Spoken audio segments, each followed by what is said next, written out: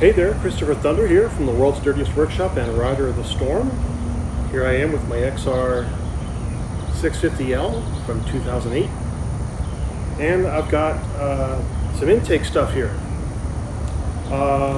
One of the things I have here is your breather storage tank or carbon canister. You see these things on a lot of the Honda bikes. Some of them are in really odd places, and some of them are quite large. You know, they can look like a beer can stuck to the side of your bike if you have one of those smaller CC vehicles.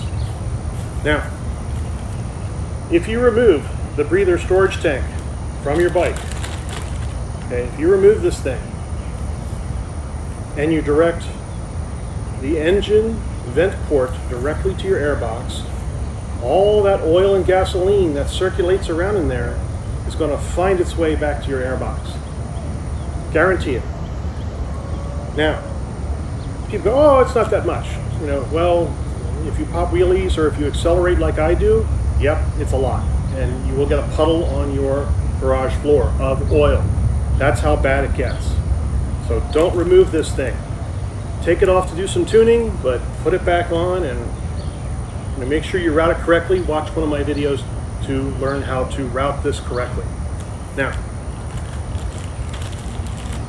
if you find it removed on the bike you just purchased, buy all the hardware to put it back on. Don't hesitate. Get this thing reinstalled because it's going to save your air filter and save your bike. Now, why is it so important that it can save your bike? Well, the answer is this. This is a stock filter, and you're going to see something. You're going to see that this gasket is missing. So, new one, old one.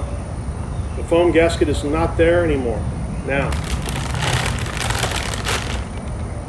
what happens is the gasoline and oil mixed together dissolves this gasket. If you find out that this thing has been disintegrated inside your airbox, make sure you clean it off, clean out your airbox, make a new gasket with some foam that you can get from the art store, cut it to shape and stick it on there. Don't let crud get sucked into your bike because you'll destroy your motor.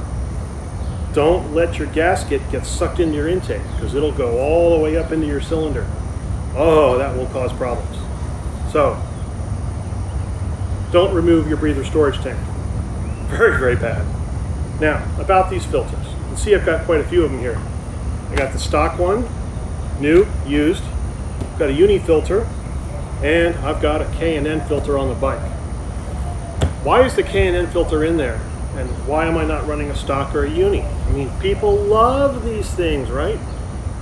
Well, everybody's bike is tuned differently, and mine is tuned in such a way that the K&N filter gives me the maximum performance. And I'm not talking about so-so performance. I'm talking about, yeah, that's where you want to be performance. Yeah, that's it.